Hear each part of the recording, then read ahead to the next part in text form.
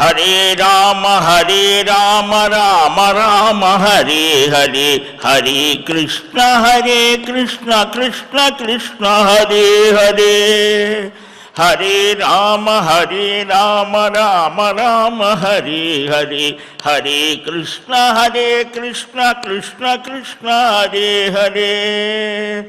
నారాయణ నారాయణ జయ గోవింద హరే, నారాయణ నారాయణ జయ గోపాల హరే. కరుణాపారావార వరుణాలయ గంభీరా, నారాయణ నవనీరత సంకాశకృత కల్మష కలినాశన నారాయణ. యమునా తీర విహార ధృత కౌస్తుభ మణిహార, నారాయణ నారాయణ నారాయణ జయ గోవింద హరే, జయ గోపాల హరే. శుక్లాంబరధరం విష్ణుం శశివర్ణం చతుర్భుజం ప్రసన్నవదనం ధ్యాయేత్ సర్వవిఘ్నోపశాంతయే. యస్యద్విరదవక్త్రాద్యాః పారిషద్యాః పరస్యతం, విఘ్నం నిఘ్నంతి సతతం విశ్వక్సేనం తమాశ్రయే. నమః శ్రీ వెంకటేశాయ, నమో బ్రహ్మోదయాయ చ, నమః శాంతాయ కృష్ణాయ, నమస్తేద్భుతకర్మణి అప్రాకృత శరీరాయ శ్రీనివాసాయ తే నమః. శ్రీలక్ష్మీవల్లభారంభాం విఖనో మునిమధ్యమాం, అస్మదాచార్యపర్యంతాం వందే గురుపరంపరాం. దిశంతు మే దేవ సదా త్వదీయాః దయాతరంగానుచరాః కటాక్షాః. శ్రోత్రేషు పుంసామమృతం క్షరంతీం సరస్వతీం సంశ్రిత కామధేనుం. నారాయణం నమస్కృత్య నరం చైవ నరోత్తమం, దేవీం సరస్వతీం వ్యాసం తతో జయముదీరయేత్. అస్మత్ శ్రీ గురుచరణారవిందాభ్యాం నమః. పరమగురుభ్యో నమః, సర్వగురుభ్యో నమః. భావశుద్ధి విహీనానాం సమస్తం కర్మ నిష్ఫలం, తస్మాద్ రాగాదికం సర్వం పరిత్యజ్య సుఖీ భవేత్. మనుష్య జీవితం అత్యంత విశిష్టమైనటువంటిది అని మనకు పురాణాలు పదే పదే ప్రబోధిస్తాయి. ఎందువలన మనకు మానవ, దేవ, పశు, పక్షి, మృగ ఇలాగా అనేకమైన శరీరాలతో ఉండే జీవులు మనకు కనిపిస్తారు అని శాస్త్రదృష్ట్యా భౌతికమైనటువంటి దృష్టితో కూడా మనం అనేకమైనవి చూస్తూ ఉంటాం. ఈ శేషాద్రి కొండ మీద శేషులు స్వామి భక్తులకు సేవ చేయాలని ఒక కొండగా ఉండాలి అని కోరుకున్నాడు. అందువలనే శేషాద్రి. ఈ శేషుడుగా ఉన్నప్పుడు అప్పుడప్పుడు హూత్కాలాలు చేసేవాడు, బుసలు కొట్టేవాడు. ఆ బుసల శబ్దానికి, ఆ వేడికి క్రింద ఉన్నటువంటి చిన్న గ్రామంగా ఒకప్పుడు ఉన్నటువంటి తిరుపతి కాలిపోయిందని కూడా చెప్తారు పెద్దలు. కొత్తూరు అని ఇలాగ చిన్న చిన్న గ్రామం. అందుకని రామానుజాచార్య స్వామి ఈ గరుడాయం అంటే గరుడ పక్షి ఆకారంగా అంతకుముందు గ్రామస్థాయిగా ఉన్నదాన్ని ఒక పట్టణంగా, ప్రతిదానికి ఆయము అంటారు. ఆ గుడికి కానీ, దేవాలయానికి కానీ, ఇంటికి కానీ, పట్టణానికి కానీ, ఇలాగ మనకు వాస్తుశాస్త్రం ఉన్నది. దాని ద్వారా గరుత్మంతుడి యొక్క ఆ శేషుడికి ప్రత్యామ్నాయం గరుత్మంతుడు. ఆ ఆయంతో పట్టణ నిర్మాణం చేశాడు 1130వ సంవత్సరంలో, కరెక్ట్గా ఈ రోజునే అని. ఆ గోవిందరాజస్వామిని కూడా ప్రతిష్ఠితం చేయడం, ఇలాగ కొన్ని కొన్ని విశేషాలతో. కనుక ఆ భక్తుడి యొక్క ఎందుకయ్యా ఆ శేషుడు భగవత్ సేవ చెయ్యాలి అనుకున్న 1000 నాలుకలతో నిరంతరం స్వామిని ఆ వైభవాన్ని ఆయన స్తుతించినా కూడా అది తరగని గణిత. ఆదిశేషుని యొక్క ఆద్యంతాలు లేని ఆ పరమాత్మ యొక్క స్తోత్రం పరిమితి లేదు అని. అలాంటి అపరిమితమైన భగవత్ తత్వాన్ని అవగాహన చేసుకోవాలి అని అంటే కొద్దిగా యోగం ఉండాలి. యోగం అంటే ఏదో లేనిది రావటం అని కాదు. ఈ అభ్యాసం, యోగాభ్యాసం, కొంత జ్ఞానం, కొంత భక్తి అన్నీ ఉంటేనే అని కూడా పూర్తిగా వెళ్ళేటువంటి వాడి స్థితి వేరు. అందుకనే ప్రత్యేకంగా యోగ సూత్రాలు, భక్తి సూత్రాలు, జ్ఞాన సూత్రాలు దానికి బాగా విశేషంగా చేసేటువంటి మనకు సామాన్యంగా. అందుకని ప్రతి పనిలో కూడా ప్రాణాయామ్య అని అంటారు. అంటే ఆ ప్రాణాయామం మనం అభ్యాసం చేయాలి అని ప్రాథమికంగా మనం గుర్తు చేస్తున్నారు. సంకల్పం చెబుతాం, దేశకాల సంకీర్తనం అని. మనం ఎక్కడ ఉన్నామో ఆ రోజు తిథి ఏమిటో, వారం ఏమిటో, నక్షత్రం ఏమిటో, ఈ శుభకృత్నామ సంవత్సరంలో మాఘమాసంలో ఈరోజు పూర్ణిమ, మహామాఘి అని పేరు. ఈ రోజున నదీ స్నానం, సముద్ర స్నానాదులు అన్నీ కూడా చాలా విశేషమని. మాఘ స్నానాలు ప్రసిద్ధి కదా. సర్వ తీర్థస్వరూపుడైనటువంటి స్వామి సన్నిధిలో కూర్చోవటం ఒక మహద్భాగ్యం. మహానుభావులు శబరి తన గురువుగారి దగ్గర ఉంటే సర్వతీర్థాలని ఆయన అక్కడనే సృజింపజేశాడు. అలాగే ఎంతోమంది మహానుభావులు, శ్రీధర అయ్యావార్ అని దక్షిణ భారతదేశంలో చాలా ప్రసిద్ధి ఆయన, భజన కీర్తనలు రాశారు. ఆయన గంగని తన గృహంలో ఉన్న బావిలో నుంచి పొంగేట్టుగా స్తుతించి గంగా స్తోత్రం చేస్తే ఆ గంగ ఉద్భవిస్తోంది. ఇప్పుడు కూడా అదేదో ఉత్సవం చేస్తారు. అట్లాగా మహానుభావుల యొక్క సంకల్పం చేత అనేకమైన విశేషాలు జరుగుతాయి.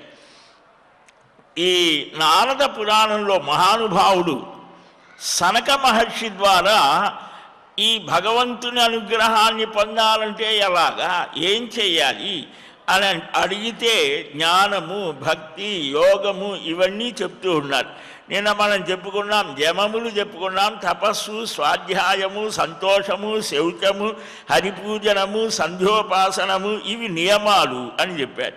తపస్సు అంటే కూడా నిన్న మనం అటు ఇటుగా కొన్ని చెప్పుకున్నాం. అలాగనే స్వాధ్యాయం, అష్టాక్షరి, ద్వాదశాక్షర మంత్ర జపం, వాచిక ఉపాంసు, మానసిక జప విభేద భేదాత్, ఆ జపాత్ సిద్ధి అని. జపం వల్ల సర్వసిద్ధులు కలుగుతాయి, సర్వయజ్ఞ ఫలం అవుతోంది. వాచిక జపం చేత దేవతలు ప్రసన్నులవుతారు. ఇవన్నీ చెప్పారు. ఇక శౌచము అని ఉన్నది, శుచిత్వము అని మనకి ఎంతో చెప్పారు. శుచి అనేది నిద్ర లేచిన దగ్గర నుంచి ప్రతివారికి కూడా. అందుకనే శరీరానికి కూడా ఆ నదీ స్నానానికి వెళ్ళినప్పుడు ఆ నదిలో ఉన్నటువంటి ఒండ్రు మట్టిని, ఇప్పుడు మనకు సోపులు ఏవో వచ్చాయి, వెనక మనకు మృత్తికా స్నానం అని కూడా చెప్పారు. ఆ మట్టిని ఒంటికి రాచుకుంటే, అంటే బాగా రుద్దితే మన శరీరం నుంచి కూడా వచ్చేది అదే. ఆ ఆ మట్టి భాగమే ఎక్కువగా ఉంటుంది. పంచభూతాలు కదా మన శరీరంలో, మట్టి, గాలి ఇవే కదా వాయువు. ఈ మట్టితో శుభ్రం చేయాలి. మనకు అనిపిస్తోంది ఇప్పుడు కొంచెం మనకు అసహ్యంగా అనిపిస్తుంది. మట్టి పూసుకోవటం ఏంటి? కేరళ పోయి రోగాలు వస్తే మాత్రం దాంట్లో దిగి మగం అంతా పూస్తే అదేదో దెయ్యమో భూతంలాగా అది మనం చేస్తాం. కానీ ఆ ఒండ్రు మట్టి, తులసి ఆ కోటలో ఉన్నటువంటి మట్టిని కూడా శిరస్సున రాచుకొని స్నానం చేసేవాళ్ళు పూర్వం పెద్దలు. అది ఆరోగ్యప్రదం. మన్నుని బాగా ఒంటికి రాచుకోవడం, ఇది బాహ్యమైనటువంటి శౌచం. అందుకనే 1-4 సార్లు మన కరోనా వచ్చినప్పుడు ఏం చెప్పారు డాక్టర్లు గారు? 50 సార్లు గడవమని. మనకు ఋషులు ఎప్పుడు చెప్పారు? ప్రతిసారి కూడా శుభ్రం చేతులు కాళ్ళు శుభ్రంగా కడుక్కొని కూర్చొని అది శుభ్రం చేసుకొని ఆహారం తీసుకొని ప్రసన్నమైన స్థితిలో ఉండరా అన్నారు. మనం ఏం చేస్తున్నాం? ఫ్యాషన్ని చెప్పులు వేసుకొని వంటింట్లో కూడా తిరుగుతూ అదే నాగరికత అని. ఇప్పుడేమైంది? కనుక ఎవరికి పడితే వాడికి చేతులు ఇవ్వవద్దురా, షేక్ హ్యాండ్ అని ఒక భార్య భర్త పాణిగ్రహణ సమయంలో ఇస్తారు. మనం ఎవరికి పడితే వాడికి ఇస్తే ఏమవుతుంది? వాడి రోగాలు ఏమున్నాయో మనకు తెలియదు. అందుకని ఇట్లా నమస్కారం చేస్తే మంచిదని చెప్పారు. మన సంస్కారాన్ని తెలియజేస్తుంది. ఇప్పుడు ప్రపంచం అంతా అదే పాటిస్తుంది. కాబట్టి మహర్షులు చెప్పినటువంటి వాటిని పాటిస్తే తెలుసుకొని పాటించాలి. ఏదో గుడ్డిగా వాడు చేశాడని కాదు, మనం తెలుసుకొని పాటిస్తే మంచిది. శౌచము అనేది ఈ మట్టి చేత బహిశుద్ధి కలుగుతుంది. భావశుద్ధి ఆంతరింగికమైనటువంటి మాలిన్యాన్ని పోగొడుతోంది. మానసం విష్ణు చింతనం అని అన్నారు. వినరో భాగ్యము విష్ణు కథ అన్నమాచార్య స్వామి అంటాడు. ఆ భగవత్ కథాశ్రవణం నిరంతరం చేయడం వల్ల ఆ మనస్సు శుద్ధమవుతుంది. మనస్సు శుద్ధమవుతాం అంటే ఏమిటి? సాత్వికమైన ఆలోచనలు వస్తాయి.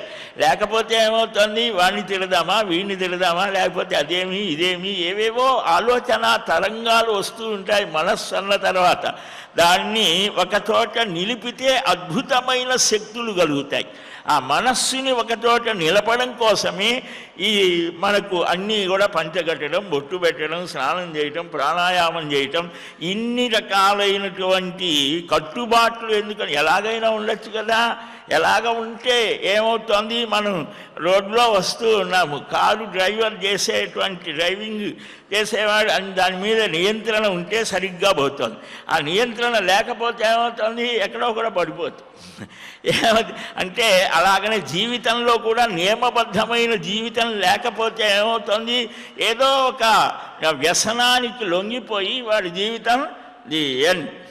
కాబట్టి నియమం నా శ్రేయో నియమం వినా, ఒక్కొక్క నియమం వారి వారి ఆ జీవిత సరళిలో వారి చేసే పనులకు ఆటంకం కలగకుండా శారీరక మానసికమైనటువంటి చిత్తస్థైర్యం కలగడం కోసం కూడా నియమం అవసరం. కనుక ఈ శుచిత్వం అనేది మానసం విష్ణు చింతనం, భగవన్నామస్మరణ, తత్వచింతనం, ఇవన్నీ కూడా అధ్యయనం చేయడం చేత, శ్రవణం చేయడం చేత మనస్సులో మంచి సంకల్పాలు ఉద్భవిస్తాయి, మంచి ఆలోచనలు కదులుతాయి. దీనివల్ల సంతోషం కలుగుతోంది. శౌచం ఇవన్నీ కూడా ఎన్ని యజ్ఞాలు చేసినా అంతఃశుద్ధి లేకపోతే ఈ కపటము, వంచన, మోసం, దంభం అన్నారు. దంభాచారిస్స ఉచ్యతే గీతలో చెప్తాడు. అలాంటివి ఈ హృదయంలో సరైనటువంటి స్థితి లేకపోతే ఎన్ని యజ్ఞాలు చేసినా, యాగాలు చేసినా, పూజలు చేసినా వృధా అని స్పష్టంగా చెప్పారు. మనశుద్ధి విహీనాయే తీర్థమాత్రం ప్రకుర్వతే నతాన్ పునంతి తీర్థాన్ని సులాభాన్న వివాపగా. ఆ మద్యంతో కూడిన పాత్రను తీసుకువెళ్ళి గంగలో ఎన్నిసార్లు ముంచితే అది వాసన పోతుందా? అలాగనే లోపల మనకు హృదయంలో దుర్భావాలు పెట్టుకొని ఎన్ని పూజలు చేస్తే ఉపయోగం ఏమిటి? సద్భావాలు ఉండాలి. దేవ పూజాపరుడు అంతఃశుచి కలిగినటువంటి వాడై ఉండాలి. ఈ బహిశౌచం చేసిన వాడైనా సరే ఈ అంతఃశుద్ధి లేకపోతే అది వ్యర్థమే అని అన్నాడు. అంటే వాక్కుతో ధర్మాన్ని చెబుతూ మనస్సులో పాపాన్ని కోరేవాడు. అంటే బయటికి పెద్ద పెద్ద బొట్లు పెడతాడు, పూజలు చేస్తాడు, ఆర్భాటం చేస్తారు. ఇప్పుడు చాలామంది కనిపిస్తారు ఆర్భాటం ఎక్కువ. కానీ ఆ లోపల ఉన్నటువంటి భావం, ఏ భావంతో చేస్తున్నావు? ప్రేమతో భగవంతుడు ప్రసన్నుడు కావాలనే, లేకపోతే అందరికీ మేలు జరగాలనే, లేదా నాకొక్కడికే మేలు జరగాలనే, ఏదైనా సరే అదైనా మంచిదే, మనకు ఉండాలి. అందరికీ మేలు జరగాలని కూడా మనం ఆకాంక్షిస్తే మన ఆరోగ్యం బాగుంటుంది. కనుక ఈ మనస్సులో పాపాన్ని కోరేవాడు కొంగ జపం అంటారు. అంటే కొంగ ఏం చేస్తోంది? బకవత్ అని శాస్త్రంలో చక్కగా చెప్పారు. వాడిని దంభుడు అని అన్నారు. కలిలో ఆ దంభంగతో ఉండేవాడు చాలా ఎక్కువగా ఉంటారని కూడా చెప్పారు. ఈ కొంగ ఏం చేస్తోంది అంటే జపం చేస్తుంటే ఒంటి కాలు మీద నుంచుంటుంది. పాపం ఇది చాలా బాగుంది, పురాణాల్లోనే వస్తాయి ఆ కథలను, వాళ్ళే చెప్పారు. అది ఏం చేస్తుంది, అక్కడ ఏదైనా మత్స్యం మీనం చేప ఏదో కనిపించేది ఆ కళ్ళు మూసుకుంటుంది, అది రాగానే టక్కున పట్టేస్తుంది. మళ్ళమ్మా కొంగ జపం అంటారు. దానివల్ల ఉపయోగం ఏమిటి? ఎట్లా అని చేతిలో జపమాల ఉంటుంది, అటు ఇటు చూస్తారా, ఎవరైనా వచ్చారా, రామ రామ రామ రామ, ఏం చేసావు ఈరోజు, రామరామ అంటే రామరామ మీద ఇట అంటే సర్వాత్మన మనం చేయలేకపోవచ్చు, కానీ ప్రయత్నం చెయ్యాలి. ప్రయత్నం చేసిన ఆటంకాలు వచ్చాయి, భగవంతుణ్ణి ప్రార్థించాలి, ఈ ఆటంకాలు తొలగించవయ్యా అని ప్రార్థిస్తే ఆయన చెయ్యలేనిదేముంటుంది అంటే ఇక్కడ మనదే ప్రధానము. కనుక ఈ ఇది పాపం మనస్సులో ఒకటి. మహాత్ములు అని అంటే మనస్సేకం వచస్సేకం కర్మణ్యేకం మహాత్మనం. మనస్సులో ఏదైతే ఆలోచిస్తాడో అదే నోటితో చెబుతాడు, అదే చేతల్లో కూడా చేస్తాడు. అలాంటి వాడిని ఇప్పుడు వాడు పాపం చేతగాని వాడండి, వాడు పాపం చాలా మంచివాడంటే మన జోలికి రాడని అదే దాన్నే ఖండించాడు శ్రీకృష్ణ భగవానుడు ధర్మరాజు దగ్గర, అర్జునుడి దగ్గర. ఈ యుద్ధం నేను చేయలేను అని అంటే చేయవలసినదే, ధర్మంగా చెయ్యి ఆ యుద్ధం. మాం అనుస్మర యుద్ధత, అనుస్మరిస్తూ చెయ్యి. యుద్ధరంగం నుంచి పారిపోవటం కాదు, నీ కర్తవ్యాన్ని నువ్వు చెయ్యి. చాలామంది వదిలివేసి ఏదో కూర్చుందామంటే అన్నీ వదిలేశారండి. ఏం వదిలేసావు నువ్వు? తింటం మానేసావా, లేకపోతే తిట్టడం మానేసావా? ఇది మాత్రం వదిలేసేసానంటే చేయవలసిన దాన్ని చేయకుండా అన్నీ చేస్తే ఉపయోగం. కనుక మనశ్శుద్ధి ఉండాలి. అలాగ పైకి ధర్మాలు చెబుతూ లోపల పాపపు బుద్ధి కలిగి ఉంటే వాడంత దుర్మార్గుడు ఇంకొకడు లేడు. మహాపాతకులలో వాడేట మహాపాతకినాం వరం అని సనక మహర్షి స్పష్టంగా చెప్తాడు. పవిత్రం ఉత్తమమైన ధర్మాచరణ చేస్తే అక్షయ ఫలం కలుగుతుంది. అందుకని ధర్మరాజు ఎక్కడా కూడా వీరంతా కూడా ద్రౌపది, భీముడు అనేక సార్లు నీవు చేసిన ధర్మం వల్ల ఏమిటి ప్రయోజనం, అరణ్యంలో పడి దిక్కులేని స్థితిలో ఉన్నావు అని అంటే ధర్మరాజు ఏమీ మాట్లాడు. అవసరమైనప్పుడు చెప్తాడు. ధర్మాచరణ అనేది నేను ఒక ఫలాన్ని కోరి చేయటం లేదు. ఒక చల్ల గాలి వీచింది, ఆ చల్ల గాలి వలన హాయిగా ఉన్నది అన్నాం మనం. దానికి ఏవేవో అది అవన్నీ పట్టించుకోదు. అది వీయటం దాని ధర్మం చేసింది. నువ్వు తిరస్కరించావా, దూషించావా, భూషించావా అనే దాంతో దానికి పని లేదు. అలాగని ధర్మాత్ముడైనటువంటి వాడు ధర్మ కార్యాచరణ చేస్తాడు. ఎందుకు చేశాడంటే అది వాడి నైజ స్థితి అన్నమాట. ఒక సాధువు గంగలో స్నానం చేస్తూ ఉంటే తేలు మునిగి చస్తోంది, దాన్ని తీసి బయట వేయబోయాడు. దానికి తెలియదు కదా, దానికి ఏమిటి, తన దగ్గరకు ఇది స్పర్శ తగిలితే దాన్ని కాటు వేయడం దానికి తెలిసిన విద్య అదెక్కటే, అదే చేసింది. ఎన్నిసార్లు చేసినా అదే. పక్కనున్నవాడు అడిగాడు, ఎందుకు దాని మీద తెస్తే నీకేం వదిలేసేవి కూడా అంటే దాని సహజ స్థితి అది, నా సహజ స్థితి ఇది. ఏమిటి ఈయన సహజ స్థితి? అయ్యో మునిగి చస్తోంది, దానికి జ్ఞానం లేదు, మనకున్నది కదా, దాన్ని బయట వేద్దాం. అది దాన్ని నైజ స్థితి, దాన్ని అది వదలలేదు, నా స్వస్థితిని నేను వదలలేను.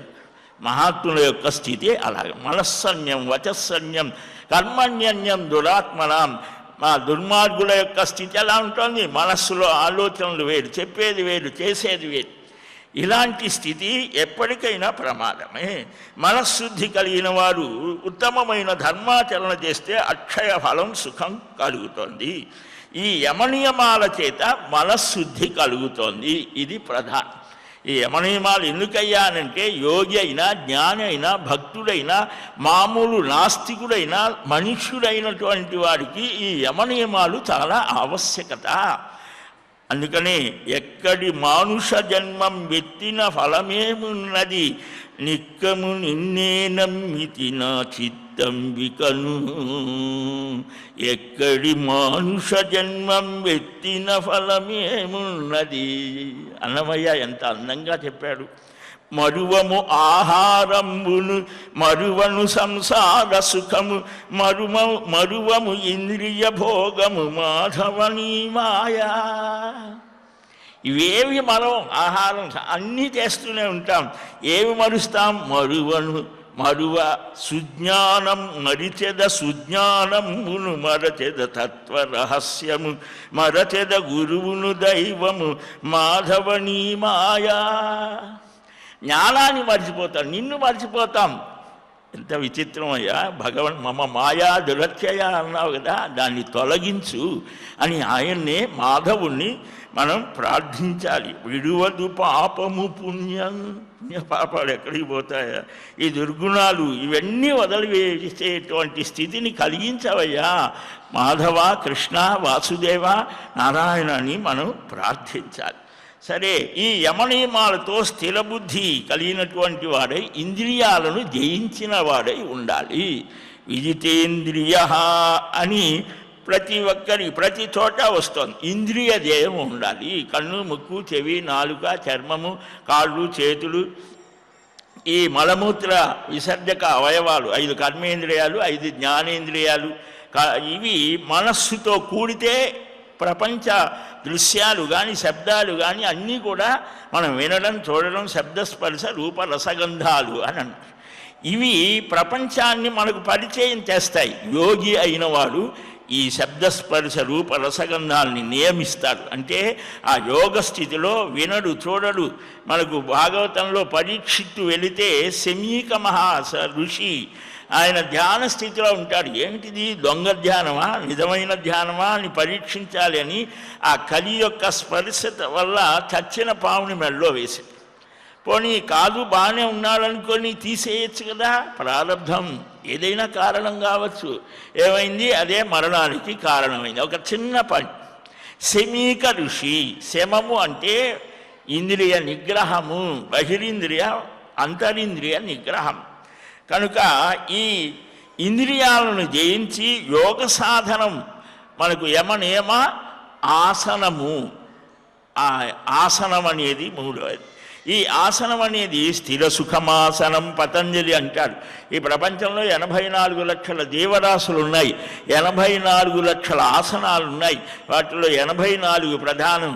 వాటిల్లో కూడా ప్రధానమైనటువంటివి కొన్ని ఉన్నాయి, ధ్యానానికి అనుగుణమైనటువంటివి, భగవద్ ఆరాధనకు అనుకూలంగా ఉండేవి. అందుకనే మనకు మరీచి మహర్షి ఈ యోగ పటలమని, మనకు విమానార్చన కల్పమని ఒక ఆగమశాస్త్ర గ్రంథం, దాంట్లో జ్ఞానపటలం, యోగపటలం అన్నీ చెప్పారు మహర్షులు. ప్రతి దాంట్లో ప్రతి విషయాన్ని చెప్పారు వదలకుండా. మళ్ళా దాంట్లో ఇప్పుడు మనం అనుకుంటాం జనరల్ సైన్స్ ఉంటుంది, దాంట్లో మళ్ళా ఫిజిక్స్, కెమిస్ట్రీ, రకరకాలుగా విభాగాలు, అదే స్పెషలైజేషన్ అన్నమాట. అట్లాగా అన్ని విషయాలు అన్ని చోట్ల చెప్తారు, సూక్ష్మంగా కొన్ని చోట్ల చెప్తారు. అది విస్తారంగా కావాలి అని అంటే అది స్పెషలైజేషన్. పతంజలి యోగ సూత్రాలు, యోగంలో నీవు బాగా ఉత్తమ స్థితికి వెళ్ళాలి, పతంజలి యోగ సూత్రాలను అధ్యయనం చేయాలి. హఠయోగ ప్రదీపిక, ఇంకా చాలా ఉన్నాయి. ఆసనాలు, పద్మకం, స్వస్తికం, పీఠం, సైంహం, కౌకుటం, కౌంజరం, కౌర్మం, వజ్రాసనం, వరాహం, మృగచౌలికం, నాలికం, సర్వతోభద్రం, వార్షభం, నాగం, ఇలాగా ఈ ఆసనములు 30 ఆసనాలు ఇక్కడ ప్రధానంగా వీరు తీసుకున్నారు. వీటిలో పద్మాసనం, ఒక ఆసనంలో 3 గంటలు కూర్చుంటే ఆసన సిద్ధి అని. అలాగని ఈ ప్రాణాయామం కూడా ఒక అద్భుతమైనటువంటి ప్రక్రియ. ద్వంద్వాతీతుడై గురుభక్తి అంటే గురువు ద్వారా తెలుసుకోవాలి. ఆ గురువు అనుగ్రహం లేకపోతే మనం ఒక్క అడుగు ముందుకు వెయ్యలేదు. ఆ గురువుల యొక్క అనుగ్రహం ఎవరు దొరుకుతాడండి? గురువు అంటే వెళ్ళాలి, నీకు ఆ ఆకాంక్ష కోరిక ఉంటే ఆ గురువు పరమాత్మ గురు రూపంలో అభివ్యక్తం అవుతాడు. కనుక ఈ గురుభక్తి పరాయణుడై ద్వంద్వాతీతుడై, ద్వంద్వములు అంటే 2 రకాలుగా, ఇప్పుడు చలి, ఎండ, కోపం, ద్వేషం, ప్రేమ, ఇలాగా 2 రకాలుగా ఉండేటువంటి వాటిని ద్వంద్వములు. ద్వంద్వాతీతో విమత్సర, మాత్సరహితుడుగా ఉండి ఉపాసకుడు ప్రాణాన్ని జయించాలి. ఆ ప్రాణాయామ ప్రక్రియ చేత, ఆసనం వల్ల అంటే తిష్ట కుదిరితే కానీ నిష్ట కుదరదు అని దృఢంగా మనం కూర్చోవటం. అందుకనే చిన్న వయస్సులోనే ప్రాచీన కాలంలో యోగాభ్యాసం ఉండేది. 4 గంటలకు లేచి వాళ్ళు ఆసనాలు వెయ్యాలి, తర్వాత స్నానాదులు చేయాలి, ధ్యానం చేయాలి, తర్వాత నువ్వు చదువుకునేటువంటి దాన్ని చదవాలి. అలా ఉండేది. అది చిన్న వయస్సులో అలాగ నేర్పడం చేత తర్వాత జీవితం అంతా వాడు వ్యసనాలకు లోను కాకుండా మంచి ఆలోచనలతో వాడు జీవిస్తాడు. ఆ జీవన విధానం విద్యా విధానంలో రావాలి. ఇప్పుడు ఏవో చేస్తున్నారు అనుకో, ఈ ప్రాణాయామము ప్రాణాన్ని జయించాలి. ఆ యోగి అయినటువంటి వారు ప్రాణజయం ఎలాగ తూర్పు కానీ ఉత్తరం కానీ పడమట కానీ ఏదో ఒక దిక్కున ముఖం ఉంచి కూర్చొని నిశ్శబ్దంగా అరతిరి జనసంసది జన సాంగత్యం ఎక్కువగా లేనటువంటి స్థానంలో, మంచి గాలి వీస్తున్నటువంటి స్థానంలో, ఈ చీమలు దోమలు ఇవేవి లేనటువంటి, అంటే మనకు శబ్దస్పర్శాలతో రూపరసగంధాలతో కూడిన ప్రపంచ స్పృహ లేనటువంటి స్థానం. ఇవన్నీ లేకపోతే మనల్ని విచలితుల్ని చేస్తాయి. మనకు జడభరతోపాఖ్యానంలో అదే అన్నీ వదిలివేసి మన దేశానికి భారతదేశం అనే పేరు రావటానికి ఆయనే భరతుడు.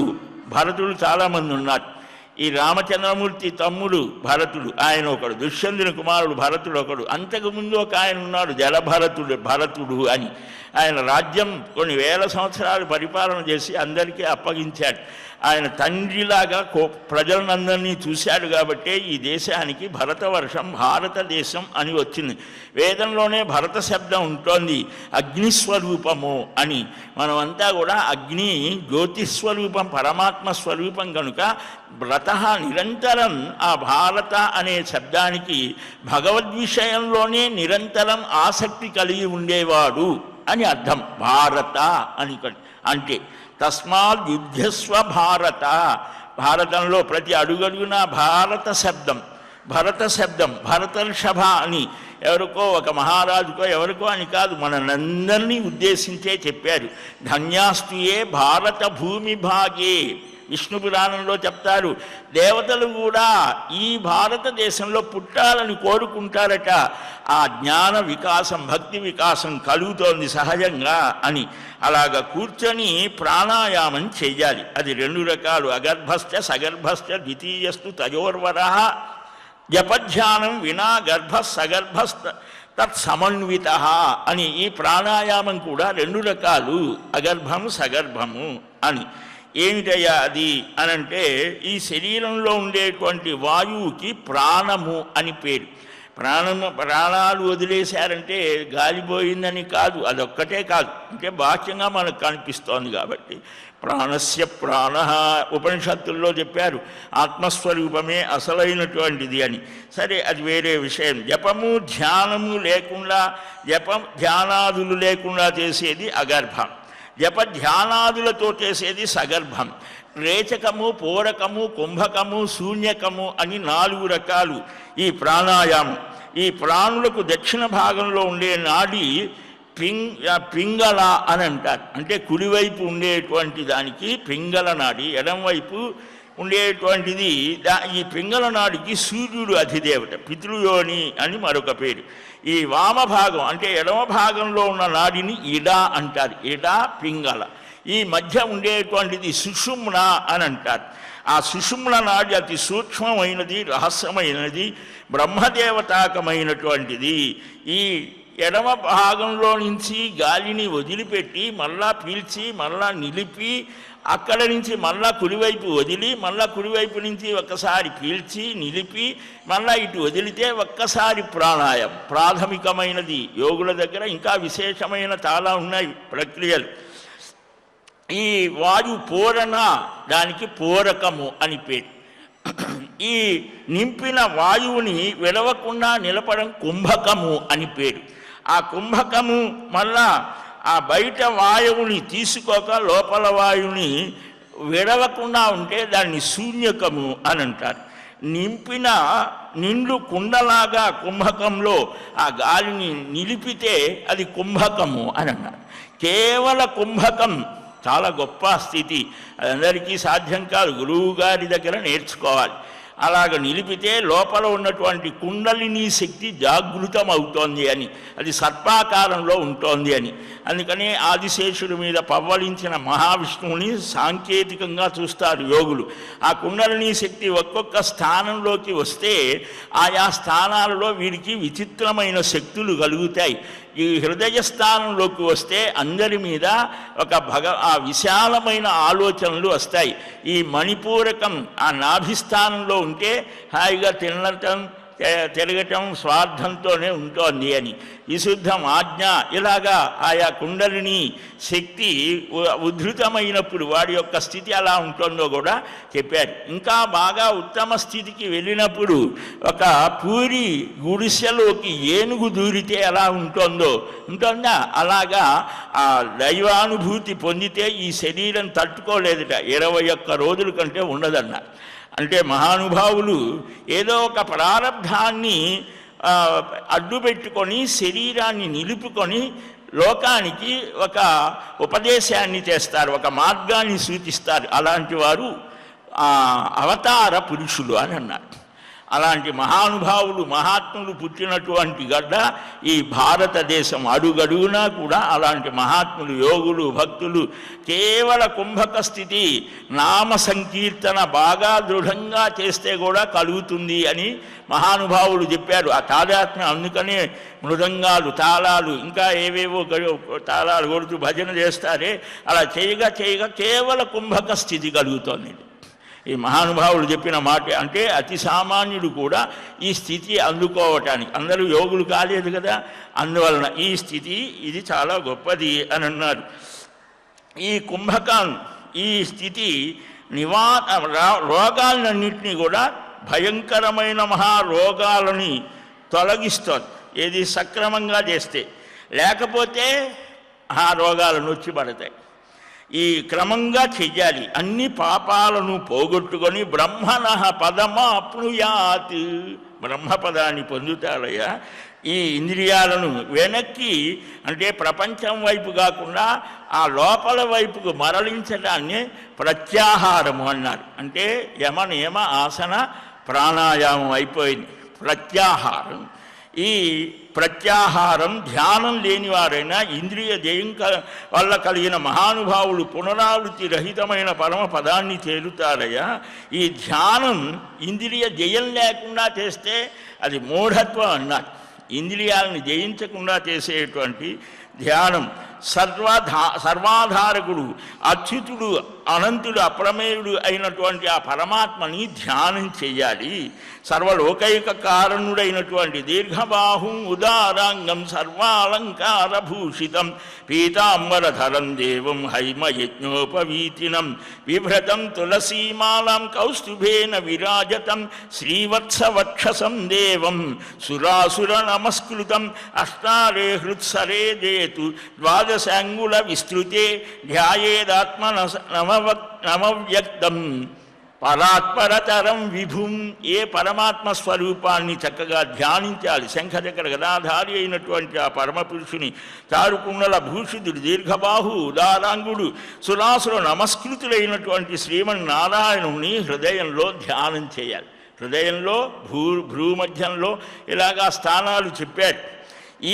ఏ ప్రత్యయం ఏకాధారంగా ఉండటమే అంటే ఇతరమైన ఏ స్థితులు లేకుండా ఒకే స్థితిలో నిలబడటానికి ధ్యానము అని పేరు. ఒక్క ముహూర్త కాలం అంటే 76-78 నిమిషాలు అలాగా ఉంటే ఆ ధ్యానం వల్ల శ్రీహరి ప్రసన్నుడవుతాడు. సర్వ అర్థాలు సాధించడం జరుగుతోంది. ధ్యానము ధ్యేయము అంటే ధ్యానం చేసేవాడు ధ్యానించబడేటువంటి దానికి అభేద స్థితి కలుగుతోంది. ఆ జ్ఞానామృత సేవనం వల్ల అమృతత్వం లభిస్తోంది, అభేద ప్రతిపత్తి లభిస్తోంది అని ఈ ఎన్నెన్నో విశేషాలు చెప్పారు. మనకు నెల్లూరులో 16వ శతాబ్ది అనుకుంటా మహానుభావుడు ఎన్నెన్నో కీర్తనలు కూడా వ్రాశారు. సదాశివ బ్రహ్మేంద్రుడు అని లంబికాయోగంలో ఉండిపోయాడు కావేరీ తీరంలో. అలాగ కూర్చుంటే ఈ బాహ్యమైనటువంటి ఇంద్రియాలు ఏవి పని చేయటం లేదు. ఆ కావేరీ ఒక్కసారి ముంచివేసింది, ఒక సునామీలాగా వచ్చేసి. దీంట్లో మునిగిపోతే చాలా నెలలు సంవత్సరాలే గడిచిపోయాయి. తర్వాత ఒకడు తవ్వుతూ ఉంటే ఇసుక కోసం రక్తం వస్తుంది, అది తీసేస్తే అప్పుడు ఆ స్పర్శకు లేచి మామూలుగా వెళ్ళిపోయాడు. అంటే ఆ ధ్యాన స్థితి సమాధి స్థితి ఎలాగ ఉంటుందో ఆ విశేషాలు నివాత దీప కలికవత్ అని అన్నారు. అంటే గాలి లేని చోట దీపం ఎలా ఉంటుందో అలాగ ఉంటాడట. ఆ యోగి యొక్క అద్భుతమైన ఒక యోగి అన్ని కులాలలో, అన్ని మతాలలో, అన్ని స్థితులలో ఉన్నారు, పుట్టుకొచ్చారు భారతదేశంలో.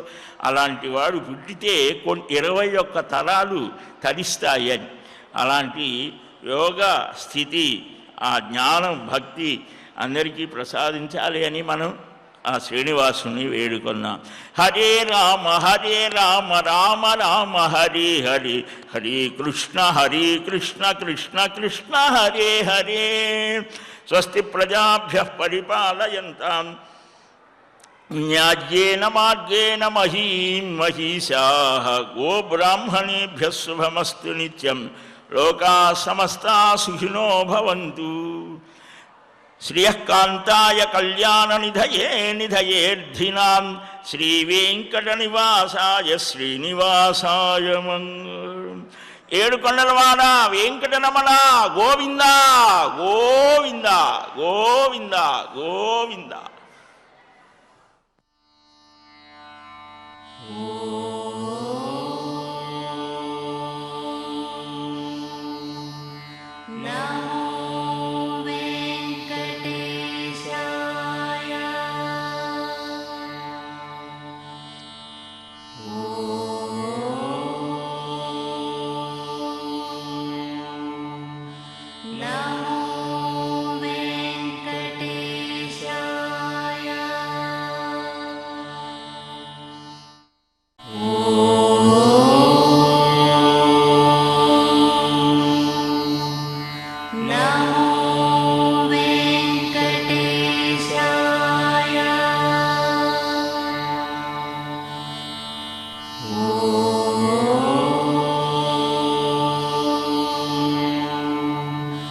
Now